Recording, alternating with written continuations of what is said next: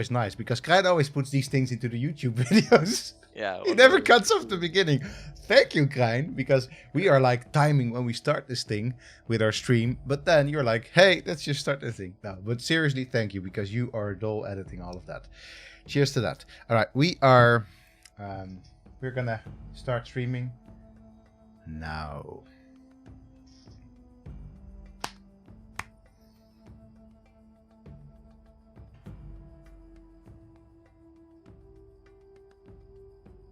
What are we doing? What are we doing? Oh, well, you know what we're doing? We are inventing pottery. We are inventing pottery again and again and again. And again, wait, are we again and again and again? Why? Why would you invent pottery a couple more times then? One time is enough. You think so? Wow, I don't know actually. We'll see. We will see. Why will we see this, Aris? And wait, why are you Aris? Who am I? You. Wait, I'll get it up there. Angus, Dr. Random. Mol. Up here. And down, down there. We have Aris, Ymir, Politopoulos. And tonight is a very special night. For multiple reasons. First of all, it's this tonight marks the night that I haven't cut my hair. Again. Which is not very special. This is not very special for the last month or so. Yes. And in addition, it's very special because we will have maybe some guests joining us in this particular stream. Who knows? Who knows? Who are these guests and why are they here? So today I have asked my students from the Communicating Science course to join us in the chat and to watch the stream, and then later on they will have to write a short vignette assignment based on the stream that we will be doing now. Right. So either they're gonna be here now, or they will watch the VODs later on YouTube. Hello, future past students. And then they have to write a short vignette about what pray tell is a vignette? It sounds like you're buying something at a parking ticket. Right? So a vignette is a tool, is a way of note keeping or communicating that is used in ethnography or in archaeology or in anthropology, and it is a short descriptive text that is based on an anecdote or that is based on an experience or an observation or some thoughts, and it's written in a more literary way than just blunt notes. So in a way it's like writing a short story, indeed a short anecdote of something, of a meaningful experience or of an idea. Very nice. As we say in Dutch, an anekdote. Yes. No, we don't say that in Dutch. Don't worry, Aris. Hey, we are joined by somebody called Funky Bum. Well, that's always good. My bum is pretty funky too on the dance floor. It's been a while since it was on the dance floor. And TIB TV or Tip TV and Monica Huisman. Great. Thank you for joining us on this wonderful evening. So that's a vignette. It's basically putting into nice words what you've experienced in a very, very short way. All right. Exactly. So people that have already, regulars of this wonderful streaming hour every Tuesday and Thursday will probably already know and the dulcet tones that are coming towards them right now. The drums, and I'm not talking about my voice or your voice, although it's pretty dulcet. I'm talking about the very nice prehistoric mood music. Yes. Which is, of course, the mood music of a dawn of man. So, yes, Aris, give the lightning introduction to Dawn of Man, because we played this 2 weeks ago. Or what? Every week blends together, but I think it's gonna be 2 weeks ago. We did play it 2 weeks ago for the first time. Yeah. This is the second time we're playing it. This is a city builder kind of game. There are really not any cities there. You just it's a city builder in which you don't build cities. Yes. Exactly. That is set in the Paleolithic and Mesolithic periods. And beyond. That's why it's also called the Dawn of Man. We discussed about the problems around this last about the man bit. We're not gonna Yes. rehash that. We're not gonna do that again. I mean, if people want, we can rehash it very quickly, but we already have discussed this. Yeah. And then you control a small tribe, and you have a small village that you grow when you come, like you invent all sorts of things that were relevant in their respective periods. Yes. You go from hunting and gathering to agriculture and to growing your village. And well, if you survive, that is. If you survive, yeah. If you survive the hyena attacks and the cave tiger or cave lion attacks, and just in general, if you manage to cling to your Stone Age ways of life, or not ways of life, but life. Yeah, life in general. In general. So that's what it is. A survival city builder game. I think the previous episode is maybe already up on YouTube. If not, no, it's not. Maybe it's still hanging around in the archives of our Twitch. And last time we made it all the way to what is probably going to be the brink of the Mesolithic, right? Yes. So last time we really ended up the moment we completed all the technologies to get to the Mesolithic. We still need some knowledge to get to the Mesolithic. Exactly. But it's an interesting game. It's an interesting game to revisit again, particularly of course because we will be joined by a couple of archaeology students. Yes. Later now in Twitch or via YouTube. So I think that's plenty of time in terms of introduction. We don't do light and quarters with our streams. Sometimes we do, but in this case we don't. So I'm just gonna let's get on to it indeed. All right, I'm just gonna. So one of the things last time, first of all, let's take a couple of moments to just have a look once again at this very nice splash screen. I think it's so well done. It is very well done indeed. It's kind of simple, right? It's just basically the game models that are just passing us by, from a 2D point of view, with a very nice sun set very low, and but that's what it is. But it works. Yeah, it does work. Yeah. And you have the idea that. So one of the things that I like about this is, with our Western mind, and the silhouette kind of thing, which is of course the famous silhouette of evolution. You have the idea, since they're walking from the right to the left, that they're walking towards something, right? They're walking, they're making progress. Yeah. Anyway, so one other thing that I wanted to say. Last time we were joined by Umzer, or Omar the intern, who has since, yesterday graduated from being an intern to being our web editor. Yes. So wait, you know what? Let's actually give a little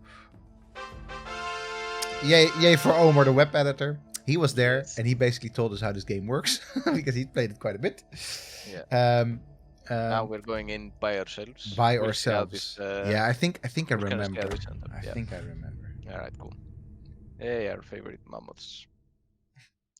Don't expand too fast if you don't have the infrastructure to feed your people. There's almost advice. Yes. There's almost so much wisdom in these games, right? Yeah. All right, let's get to it. Sometimes when I see this press any key, I still want to make this like old school joke of the any key. It was really like the 90s when this joke was like the formative years of both my sense of humor as well as my computer years. Yeah. All right. All right. Cool. So I'm gonna pause it for reals in the beginning because I kind of. Yeah. Let's remember what's what. Need to get my bearing. So I honestly don't. I just remember that last time. So we have a nice population number that has been growing. Population 15. 15 people. Yeah. So we have a higher capacity. Yeah. Let's meet some of these 15 people.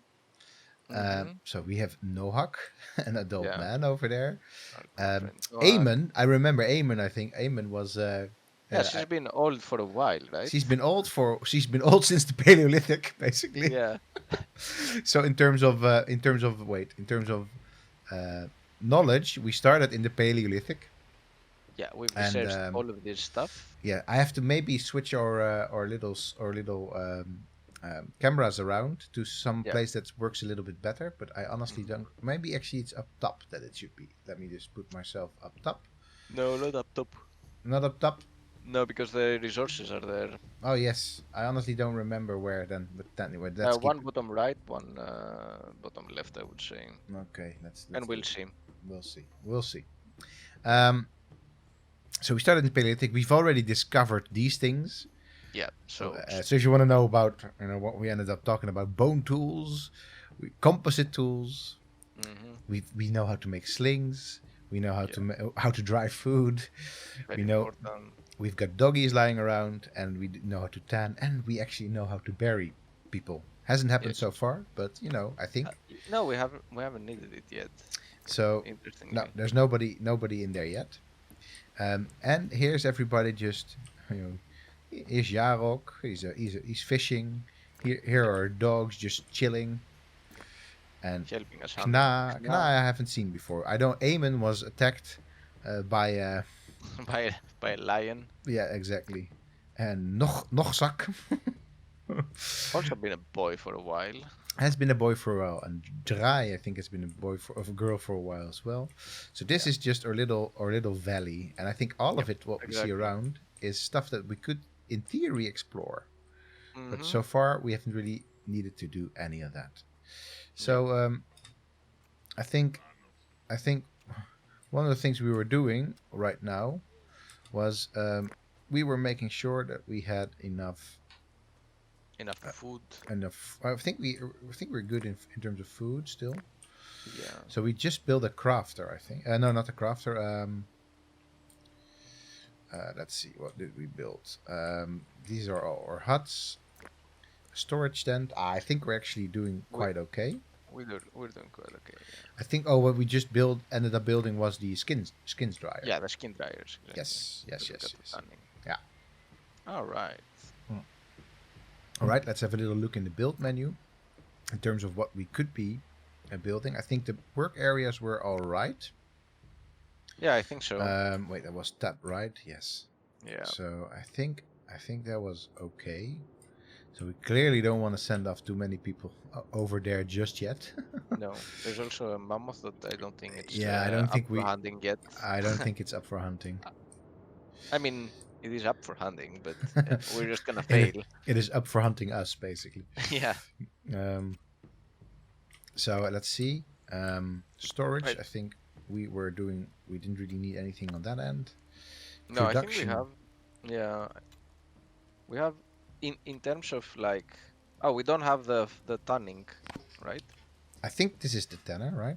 No, this is the skin dryer. Oh wait, is that the case? Then in that case, we definitely need to make a tanning station. There we go. I think we actually do. We have one over there, but we can always build another one. Yeah. Because why not? Mm-hmm. So what is it? Hey, as always, if there's any questions about what you're seeing. So, Aris, I think you're gonna be put back up on top of me. Wow. Yeah, that works. Nice. Nice lightning. Kinda scary. This is, as we said last time, a pretty chill game. This is a pretty chill game, which gives us a lot of time to talk about things, which is kind of nice. So, I mean, one of the things, of course, that we can do is speed things up a little bit. Yeah, to see things moving. So, and I guess the only way that we can really progress, so workload is high. So right now we can't really actually do more stuff. No, and already maybe we should not be doing as many things as we're doing. No, right. But at the same time, we need all this stuff, right? This is always the case with these gathering or city builder games. That we need all this stuff. Yeah, which is kind of interesting. We discussed a little bit last time about the concept of time, but I think it kind of and the concept of time in the past and how like hunting gathering societies would approach time. But here I think it comes up a little bit again, as in we ask them to work so much to produce more because we want to produce more. Yeah. But it is quite unlikely that they would have actually wanted to be like, oh, we're gonna work so much on purpose, unless there was some kind of specific goal. Specific reason to do that. Yeah, no, exactly. Yeah. The age-old argument of the Stone Age economy, right? Yeah. My goodness, that lightning is going. Yeah, it's going a bit. Yeah. Maybe we should go to our skull pole and ask their ancestors to, you know. So, wow, the real way that we're actually sort of progressing is, of course, by so there's a trader. Oh, a trader has arrived. By building knowledge, and building and basically by doing stuff we get knowledge, and by getting knowledge we get to get more technology. We talked a little bit about that, a bit of an awkward terminology it is, but at the same time it's just what it is. So let's have a little look at it. Some kind of mechanic. The trader is selling. Yeah, not anything that we really need. Sorry, trader. We maybe tannin, because I remember that actually is. No, but we are making, right? I think we are. Tannin is something that we can actually. Yes, exactly. We're getting from the. Yeah. Yeah, I think we should be good actually. Stuff is happening. So she's interesting. So why is she unhappy? I don't know. So her morale is low. I honestly don't exactly know why. But she's just recovering morale right now. So that's interesting. We haven't seen this behavior happen just yet. No, indeed. So she was so she's unhappy. Yes. And she's praying or doing something in relation to that monument that we have there. So over here we have Kna, who's also unhappy. I don't want to make any sort of remarks, but it's the two older ladies who are unhappy. But you make a remark. Maybe they are just, socially isolated right now, and they're like, "Hey, man." But can you tell her to go and pray to the? So I can't. I don't think I can tell her to do much of anything. Right? That's the whole deal is with these people. Unless it's like hunting and stuff like that, then you can. Yeah, exactly. I think so. Defense, food chart. Food chart. Okay, there's enough food. That's nice, I guess. Hey, Varad is here. Hello, Varad. Hey. And workload chart is. Yeah, this is where we are at, like, kind of. Well, maybe a little bit much. Now we're averaging again. Yeah, but I mean, it's just a matter of waiting till more people sort of join us. So Stone Age Sims today. Yeah, it is kind of Stone Age Sims. Stone Age Sims, that is what it is. Yeah. So I honestly, I don't know what she will do. Maybe she should go pet a dog or something. It's weird that she's not doing her thing, doing like the same thing as the other. Maybe she will at some point. So actually, here's another one that's also recovering morale. Yeah. So clearly there is a very direct link with the morale and the concept of ritual or religion. I think it's an interesting choice that they went for morale here. Yeah. As a concept, like I would have gone for the simpler happiness, maybe. Mm-hmm. Yeah, maybe morale as in. Because morale is a bit military sim, like, or simply strategy. Yeah. So. But in a way, I mean, morale. I guess if you are scared, I mean that's maybe a little bit too presumptive. But if they would be scared and they would like pray, maybe that's the idea. Yeah. Right. Is she now finally going to? No. She's just too busy. You're unhappy, busy, woman. Yeah. You're unhappy. Just go. She's going after Ibex. Who is Ibex? Maybe. Ibex is actually, of course, an Ibex, like a big ram. Oh, I thought we had like somebody named. I'm like, what? I really like how our two old women are the ones going hunting. That's great. I love that. Yeah, for sure. That is pretty great. We commented a little bit last time as well on the fact that the game does not really play on the idea that men were the hunters, but rather really has both genders, all genders hunting. Yes, exactly. All genders or hunting gathering. together with their little... Together with their dogs, yeah. So Ibex is still escaping her. Yeah. Come on, you can do it. Lucy Roots. I think her problem is just that she needs to get some chill. Yeah, she clearly needs a rest. Yeah. Woo. While we're here following... Am I here? Are you here? I think you are. Well, you're actually not here anymore. Don't abandon me, Aris. You're frozen. You're frozen. I need you back, my friend. I can't handle this stream by myself. I'm sure at some point. Aris will be back. In that case, I'm just gonna go tell you that he did a really good job on that archaeology and the mammoth got him. Yeah, I think so too. Or we were just being attacked by cave hyenas. We just got a notification. So maybe it's the cave hyena that is actually got their little paws into them, or their little their huge jaws into them, because cave hyenas were kind of scary thingies. The question is though, where is this cave hyena attack?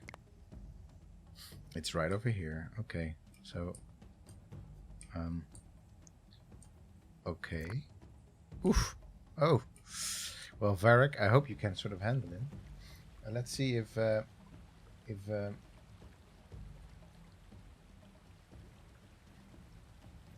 Aris is actually... Aris, you're coming back.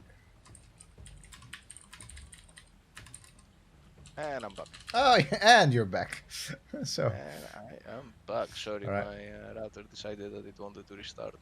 Of course, these router thingies, they have a mind of their own. There we go. Yeah. Full screening you, of course, because we don't... Yes. All right. There we go. And let's get back. So, Aris, I don't know what part you... She was going. She was going. Actually, Verage 101 has some interesting things to say. Did you know that when they first came out with World of Warcraft, the female characters had weaker stats than the males? Oh, really? I honestly didn't know. Oh, I did not know that. It would be cool, says Tip TV, if all the male-female characters had specialized stats instead of the same.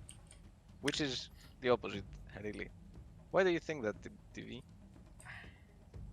I mean, they could have specialized stats, but that really depends on what is it, right? Yeah. The thing is, I understand why these developers sort of went for a non-specialized stat business, because it's kind of dangerous if you go start and do that, basically, because then you're gonna run into hot water real quick, actually. Because then what are you gonna do with the specialized stat? Is it gonna be, is it the question gonna be that women are better potters, or is it gonna be? And then what is it exactly that you like? What exactly would you base it on to avoid? Because you could, of course, have some differentiations, but on what basis do you use to actually come up with a convincing argument? And that's of course the case. It's very. I mean, it's not the case that, of course, in the past there weren't any gender roles. Clearly there were, but the thing is, it's very hard to actually identify these gender roles archaeologically. Yeah. So, I mean, it could work. No, it could. Yeah. It could, if you have some really strong indications. Yes, but at the same time, I'm also gonna say that the game mechanics in a game like this are generally sort of both weirdly too narrow, as well as sort of diffuse, to really give justice to the so you can't really go like the biological route, like saying like there's minor variations in sort of statistically speaking in female upper body strength versus male upper body strength. But since this game is not really about having upper body strength, it's like what are you gonna do? Is it gonna be like this tiny percentage of women that's gonna be better at hunting, or of men that's gonna be better at hunting mammoths because they throw their spears harder or whatever? Clearly, that's not what this game is about. No, and Harder that's and faster. That's a good thing as well. As in, it doesn't, because it's either gonna be so small, the percentage, that you're not gonna be able to notice it as a player, or it's gonna be so apparent that it's gonna just stereotypize the entire thing, and then you don't want that. Yeah. Stats aren't really the best way to display differences between characters in games. However, it's always going to be difficult to come up with a way of defining differences without some kind of mathematical measure. Yeah, for sure, because that's of course the way games work. Yeah. The games continuously measure numbers, and that's just what they end up doing. There's so many Aris. So many. I think they're working a lot. Another KVE attack. Yeah, exactly. And maybe you can look up what I can do for low morale. There's another KVE attack, Aris. Jesus. It's probably because we're ranging into this particular territory, but how else could you display them? The character differences? You can display them visually. You can have other type of complementary mechanics that help out on that. Oh. Sorry, I'm looking at the thing and I don't know what's going on. Man, that's kind of sad. Do we have a... So, Nochzak has been killed by the... No. Yeah. Ah. When someone's oh no, the morale on the people in your settlement goes down. Yeah, that's not great. That is not what we want to go for. No, that was exactly the opposite. We wanted to have more morale. Check out morale. Check out morale on the help. Also, Megalithism. Megalithism, nice. Oh, doctor, I really need to talk to you. I fear I suffer from Megalithism. Maybe this is an actual word, Aris. Can you Google Megalithism? I will. I'm pretty sure it is. Hunger, deaths, or performing tedious tasks such as farming or carrying heavy loads. Yes. Okay. That's just part of life. Yeah. That's a bit weird, because literally there's not much else for them to do. So no. Why would they drop morale if they do exactly the thing that they have to do? That they have to do. I mean, I really cannot direct sort of what everyone's doing. No. So they basically choose their tasks themselves. So Megalithism is the culture surrounding the building of megaliths, and there is a book called Megalithism, Sacred and Pagan Architecture in Prehistory. Megalithism. By Alberto Pozzi. All right. To me, this sounds... I mean, I kind of... It doesn't sound like a proper word. It doesn't sound like a proper concept to me either. No, exactly.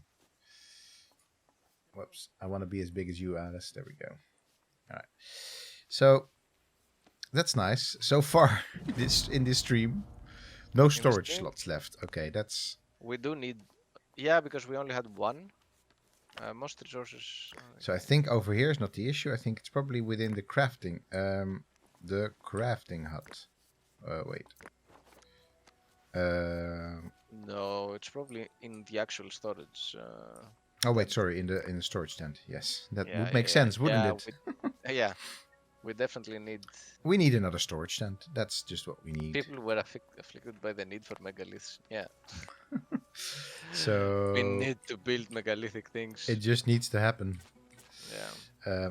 So kind of awkward, sort of how to place this one.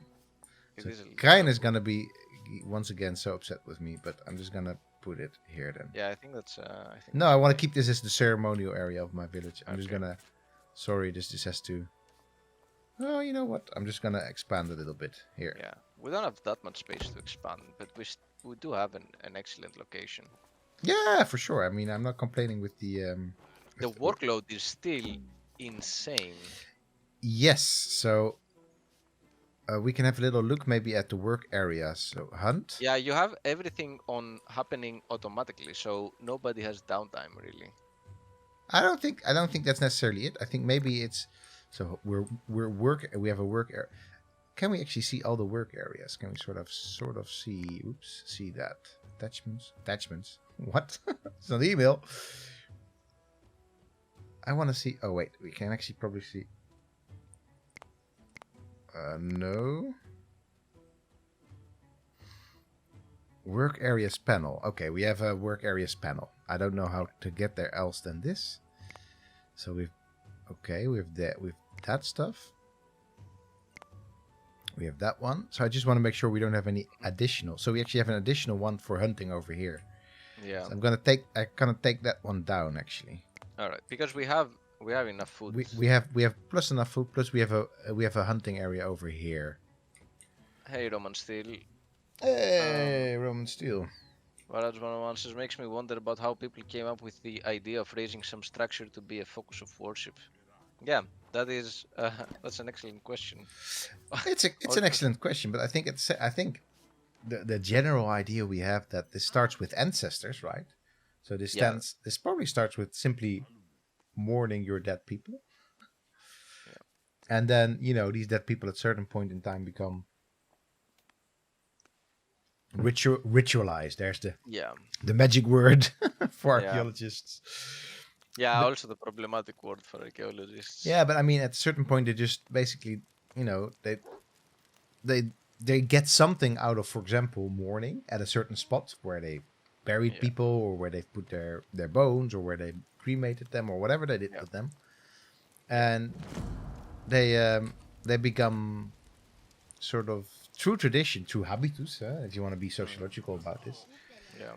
These places become special places in the landscape, and I think that can sort of, it can sort of randomly happen in a way, like happenstance.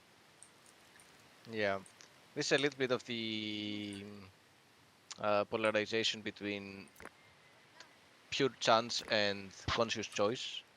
That some people decided that this is the place, and then this happened by chance or happened because of a certain reason. And then, of course, a lot of people for a lot of sacred places have debated strongly on whether it was like what were the actual reasons for something to be placed there. Like, why was Göbekli Tepe placed where it is? Lol, it's ritual, classic archaeological term, or we don't really know what it is for. Yeah, exactly. that is true. That classic archaeological one. But I mean that is the problem with ritual, because ritual has an actual meaning when it comes to people. Yeah. It simply means the repetition of a certain symbolical behavior over time. Yeah. Oh, look at this mammoth! Just it's pretty amazing. It is amazing, but also stay away, mammoth. You're just scary. You're just scary now. Still, we need some bows. We need some other stuff before we don't wander into our village, please. Why don't we still? We have storage left now, right? Maybe you can allocate. Oh wait, the rock pile's also full, I guess. Yeah, which is such a weird. How can a rock pile be full? Yes, pile, it expands. Let's. Yes, we've updated the rock pile. Rock pile Mark II. So a few years ago, I actually taught a seminar about. A few years ago, I thought you taught one just now. That's why we're doing this. No, that's not a seminar. But a few years ago, I taught a seminar on ritual and religion in the ancient Near East, and there we talked a lot about the theory of ritual and what does it mean, and what does it mean for archaeologists, and how do we use it today and stuff like that. Are we following the mammoth? Yes, because of course you're talking about ritual, so I might as well follow a mammoth. So in that course, it was, we discussed extensively exactly about how do we locate ritual, how do we identify it in the archaeological record, and if you see this village, you mean this village here? This village here that we have, right? If somebody would excavate it as is now, which with only one person deceased in that short pile of rocks, I don't think people would be able to identify where is the place of ritual, right? I was actually thinking just that with this village. Like, could you get some sort of archaeological pattern out of it? I think so. It really depends, of course, on what sort of archaeologist you are. Yeah. But because you would also find. I mean, you would find the skull. It all depends on how this is going to be preserved, right? Always. But suppose that you actually find so if you find the skulls and this pile of rock with a body in it, then it's ritual. Then it's ritual. Then you got it. especially if you also find this sort of stuff on top of it. Yeah. Then you've got it. But just one body in a pile of rocks, no, that's not ritual. No, that's not a ritual area. And also, if you didn't have these skulls on that branch, I guess, you could very easily interpret this area as an area of just everyday activities, right? Because it's so close to the piles of rocks. Yes. So close to the tents. So it would be very hard to identify it, which is interesting. It would be hard to identify it, but at the same time, it does show you what it is about, right? The ritual. Yeah. One thing happening once is not ritual, because you need repetition. That's like definition number one to have ritual. Yeah, it needs repetition. That's also why whenever archaeologists say we can't explain it, it's ritual. They actually don't really mean that, because they just mean we really don't know what it's about. It is literally just a joke, because no archaeologist would find something weird and say it must have been ritual activity. No, not that it has not happened over the centuries. I mean, of course, everything has happened in archaeology, because Yeah. But Valad says, do you have an aim in this game? Just expand or some kind of mission system? There is no mission system, actually. No, the aim in this game is just get to the Paleolithic. Well, I mean, there's this mission system. Out of the Paleolithic. Yes. No, we're getting back into it. I don't feel comfortable with this new idea of pottery. Look at pottery. Look at what it does to us. It makes us drink coffee. It does. It does. No, but I mean, you have these milestones that you're going for, and if you reach those milestones, you get to play more difficult varieties of a map. Yeah. So. I think I've obtained. But by and large, you just keep playing the game. Yeah. Okay. And sure. Which is kind of, it has this, this very subtle. Why are we here? What are we doing? And you don't have a goal, right? You could just sit on a pile of knowledge and just let these people just do their thing, and they would stay in the same stage forever. It's perfect for this time. We can sit on our pile of knowledge and just make it like nothing. But as a like, what's the purpose of humanity kind of question, there really isn't much. It's to feed fish. It's to feed fish to dolphins. Yes. So long and thanks for all the fish. So long and thanks for all the fish. Right. Straw chart. What is that? The straw chart. I like that. So Stone Age Sims was a relatively accurate description. That then, it is. Yeah, it seems that way. Yeah, we talked about this last 2 weeks ago as well. That although this game is kind of my lady, you really need to do something else. Can you look? That's look. a third old lady. No, I had that is also. So is there only one? She has really low morale. Yes, I had that. Please go do something fun, please, as like. Praying to your no just do something fun, please. Idle. You're idling now. At least you're idling. Going to get logged. No, stop it. So you cannot give any commands to your individuals then. I don't think so. Omar, if you're in the chat, help us out, please. There's no individual task distribution. This is such a weird little the straw. The workload chart. The workload is getting a little bit better now. We're now at 25%. Okay. That's good. Yes, that is pretty good. And I think we actually have all the stuff that we need. So there's this little speed bump here in the game. Yeah, we basically have sort of ended up in a speed bump, because we really need to get to, because we can't do many more new things right now. We kind of done most of the new things, so our knowledge does not progress as fast. So Romans 2 actually wonders how the movement is in this game. So I think I can sort of just move around by just like, for example, putting some huts over there and some crafting areas over here. I don't think I can actually just literally just pack up my stuff, and I mean I can sort of recycle, I guess, and I could We just could. move somewhere else. Yeah, we could. Come to We could. Brazil. Yeah. Just one map to move around in. So it is actually one map right now in this, but there's actually 3 maps in the game.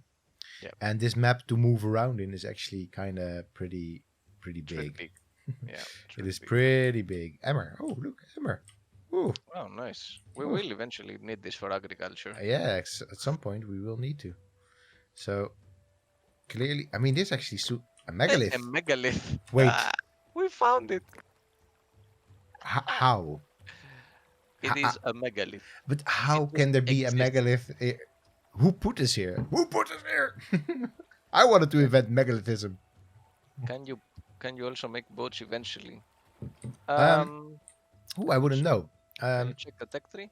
Yes, I will check the tech tree. I just wanted to get back to my village. Yes. All right, let's check the tech tree. Oops. So, I think hydropower. Hydropower. No. It doesn't look like it. No boats. No boats so far. So I think this game is a little bit still updating, I think. So they still, for example, I think they recently added the Iron Age. Yeah. But yeah, I don't think it also makes a lot of sense to make boats in terms of the gameplay. I mean, of course, it makes sense to make boats at some point, but so far, Humanity's lifetime. Yes. Right now, it doesn't seem to be a lot of sense to it. I need to speed this game up. Game speed times 8 because I think we might need. So actually, I mean, we don't. So we have actually plenty of stuff right over here. Is Ymir, and it's all here. We don't need to go. We don't need to go anywhere. We can't do much with it yet. No. Isn't it weird, right? That's a good amount of time to play in. Then yeah, this is a very theoretically you play about what 10, 15, like 13,000 years of history, something like that. Yeah, but also there's a good amount of time to play, and quite literally, this game is probably quite long. Since I don't think I'm actually doing anything particularly wrong. So, I mean, maybe I could just build some more. I don't know. Maybe I could min-max it a little bit more. But like last time we were talking, European Mesolithic is from 15,000 BC to 5,000 BP. So that's a good, like, just the Mesolithic is a good 10,000 years that we are gonna be approaching soon. Yeah, for sure. And then the Bronze Age is significantly less, and then the Iron Age is also kind of less. kind of less. But yeah. Yeah, that's actually one of the things that we talked about, right, last time as well, is that time seems to go so slow in the beginning, right? Yeah. But of course, and then it speeds up. Or was that when we were talking about Civilization? Sometimes these games end up blurring into each other. Yeah. So the trader so far for me is not really doing anything. The trader has been completely useless as a part, and we discussed how also it doesn't make much sense to have a trader in that period. Either it is just too expensive, or it is just not bringing us anything that we want. Or we have so many things. Makes you appreciate how quickly we have started to progress in the modern era. Yeah, by comparison, yeah. But at the same time, maybe not, because we now look back at an era that we think that like nothing happened, but at the same time, yeah, maybe plenty of little things happened, and there was a lot of progress in the eyes of the beholders back then. Yeah, right. It's for us, going from computers to smartphones seems progress. Yeah. But who knows in 10,000 years what they think about the progress that we made in the information era. Yeah, because in a way you can say that all right, we are making some progress, like the RAM. Well, right now we're just stuck back at home. I don't know if this is progress. Yes, but I mean, we perceive the changes in the technology of smartphones, for example, as something that's happening extremely quick. But if you look back at, for example, pottery style of classical Greece, we can see differentiation in pottery style and pottery technology every 5, and we can see it now for back then for every 5 years. Yeah. So imagine the people there that were making this pottery, how they would have seen these constant changes in pottery style and in pottery technology, and how you can throw a vase, and how like and changing perspective and all this kind of stuff must have been quite similar, I would say. Yeah. No. Exactly. Exactly. That's what I. Yeah, all these small little steps that we don't really Yeah, think about, especially because we actually don't really know how to do it anymore.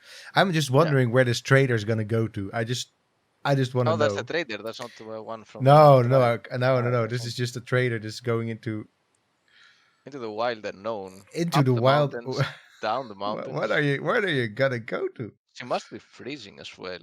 I also like the fact that she's just all by herself, not really carrying anything. This is just Although she silly. has like a ton of things to offer for Yeah, trading. exactly. This is just silly. What are you doing? What are you doing, trader? I think she's just gonna walk off the map. Look at all Probably. this stuff that is just here. All right, I'm just getting Let's back. go back. Even the evolution of languages, communication over that kind of time scale, yeah, for sure. And So, especially the concept of language is something that we cannot perceive at all. Ares, I'm lost. Can't you just press space and go back to your? How? I mean, there's no space to be pressing. Maybe like this. No.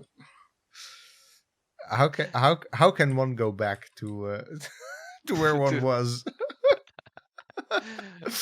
Maybe. Oh, there we go. Okay, I was that like, was not that far. That was not that far in the there end. doesn't seem to be a mini map or something like that. Does there? No, unless we have missed something.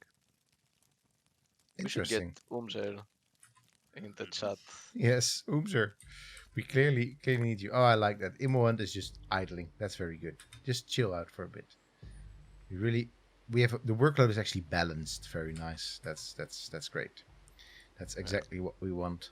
So Ares, two more knowledge points, and Two we're more actually. knowledge, and we can do this. Two I more like the knowledge, and fact we as can do well that this. basically it's now winter, and then the workload Yeah. becomes better. Yeah, makes sense. And also, they don't seem to be as unhappy now, particularly because they don't have to work as much. Of course not. It's nearly Christmas. But this is, I don't know. I find this very, I find this a little bit problematic. The concept of them being unhappy because they, like, and now it's You mean you find it problematic because you feel for them, or you find it problematic because no, because all right. Let's assume that they don't have to go and pick up the fish, right? And anything else really. yeah, yeah. Why does the game perceive idleness as something that is as a state of happiness? Not saying that it isn't I don't think necessarily, that they but do. No, no. They talk about repetitive chores, or carrying heavy objects. yeah. So I'm gonna say that if these are people like you and I, new human was born. I like that. So at least it's a human that was born. Oh, Okay, Emin. Umzer is in the chat, right? All right. That's great. Umzer is in the chat. Umzer, no longer the intern, but Umzer, the web editor of the Value Foundation. If you have any web that needs editing, then he's your man. Historical web. Historical webs is his specialties, yes, for So sure. now it's spring and people have to start working again. And it reminds me a little bit of, I don't know if you have it here, um What? the story with the ant and the lazy cicada. Oh yes, yeah, for Yeah. sure. It's the grasshopper and the ant, I think, in the Uh, cicada in Greece. Oh, that's of nice. course, of course. Yeah, because Nice. cicadas only come out in the summer, right? Yeah. Sure. And they die out in the winter. So, Nice, nice. Oops. so it feels like it's a little bit like that. Like they work like ants all summer and all spring to get the resources, and then I think our storage rooms are also kind of empty now. by comparison. Yes, we Especially have when it comes to food. we have an issue. We need to What's the find issue? flint somewhere. We had flint somewhere close by, right? Very close by, actually. Not No, like no, next to our village. no. It's gone. Is it It's yes. that one? This was the flint that is Oh, now this been gone. depleted. Yeah, man. We've been we've been going Whoa! high on our flint supply. Shit, man. Yes. Let's. So one of the things that I always have a bit of issue with, well, not issue with, is like, especially if you play this game probably for a long time, you can sort of recognize like, oh, this is flint and then this is tin. But I honestly don't know. So I'm just gonna rely on my primal vision. On the right there. No, so who knows what this stuff? That's iron. This is iron. Okay. So this is flint. Okay, Alright. I guess this is close enough. This is This is copper. Oh, that's copper ore. Yeah, we discussed about this last time. So one of the things that I really don't like about primal we vision have stuff. so much copper and tin. Jesus. Exactly. Like, come on. Can't wait to get to the Bronze Age. Yes. Not yet. So one of the things that I kind of don't like about these sort of like zoomed in modes, Yeah. the noise in your ears, like like a bunch of frigging radio static. All right. Yeah, because it gives this like it's kind of a tech thing. Yeah. But in reality, they just knew.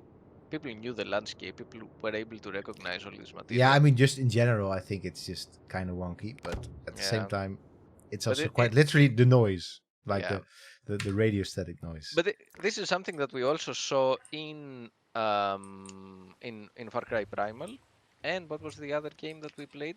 You mean like yeah, exactly. You mean Humankind, Odyssey? Yeah, Humankind. Yeah, Humankind Odyssey. Or Odyssey, Humankind, the Ancestor's Tale. This game did itself no favors with its title. It is a super interesting game. Yeah. I remember fondly those moments when you and I were trying to have our primate ancestors mate. Yeah, it was not easy. It was not easy, but also it was not easy to just find stuff and break coconuts. Milestone, Aris, milestone. Oh, we're getting there. All right. We're not getting there. We're actually there. We're actually there. New text can be unlocked. Gosh. All right. Let's talk. All right, my friend. Let's talk pottery. Let's talk pottery. Do you like pottery? Do you like pottery? You're not much of a pottery man, are you? So I've been. What? I've been through phases, you know. You're like. In the beginning, it is really tight, tight thing with pottery, and then. So in what are you now? What are you now? Now I guess, I would say around 75% not interested in pottery. Maybe a little bit more. 75% not interested. So, all right. So my pottery phase is at like 15-20%, let's say. All right. I'm into digital pottery right now, a bunch. Actually, I really like, but I have to say that I like digital stones even better. Yeah. You know that the games that I make are mostly stone based, as you know. Yeah, I know. They should become pottery based. They should do something with pots actually. I have this concept game, which is like only a couple of like objects in Unity and a game design document, which is pots equals people game, where you basically run around as pots trying to excavate people. But that's as far as I got with my pottery game. So Mesolithic is what we're entering now, a period where humans, that's great, started to make pottery and more sophisticated stone tools. Yeah, I mean that sort of sums it up, right?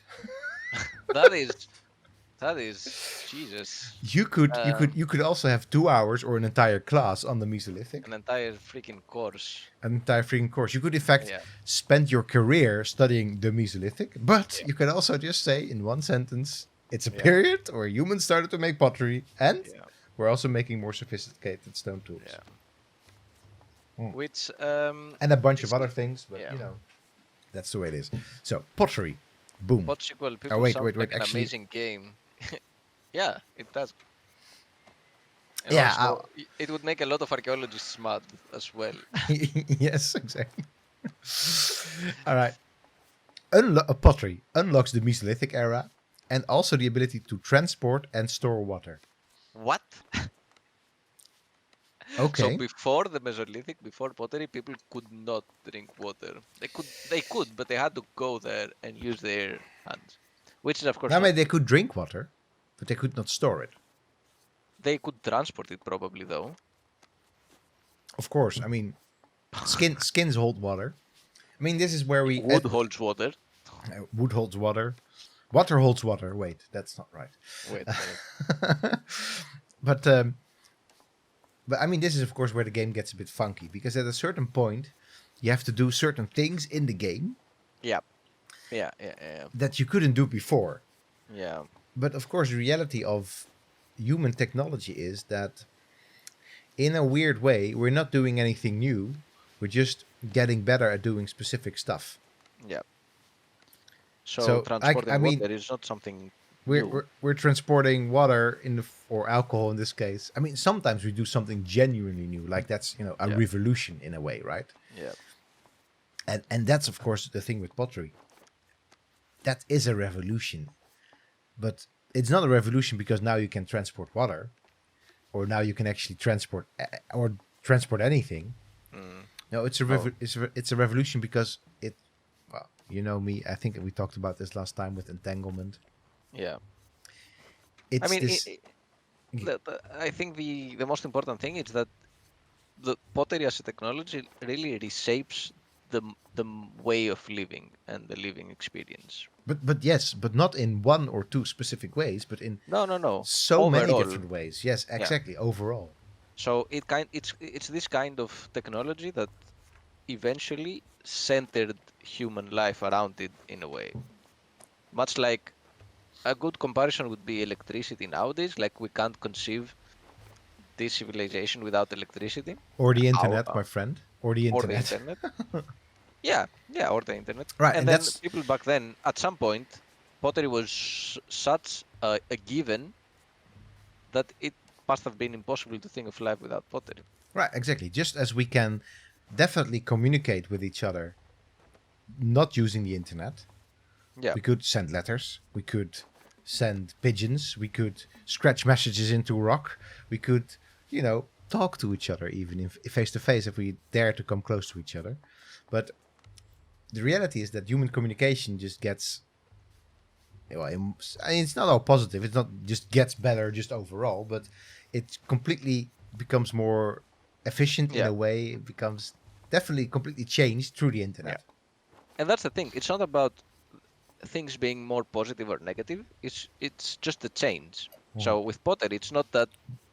I mean, it's true that people could do some things better, like in terms of, for example, storage. Storage could become a little bit more efficient, but it's not about what is good and what is bad. It's just the type of changes that these kind of inventions or this kind of new technologies bring into the table and how they reshape the human experience. Well, we just did that thing where we reshaped the human experience. We literally reshaped the human experience in a click. In a click. So pottery required for water and well digging. Okay, so I think that's what we're going to be doing, right? So, pottery unlocked. Mesolithic unlocked. I like that. And it's also interesting. I like that there's the idea that there's just some dude sitting next to a river, like pounding some clay, and all of a sudden he gets this little pop-up. You've unlocked the Mesolithic. You're like, or maybe he wasn't a dude. Maybe he was a woman. Who knows? Sorry. Mendrosism. That's what I'm doing.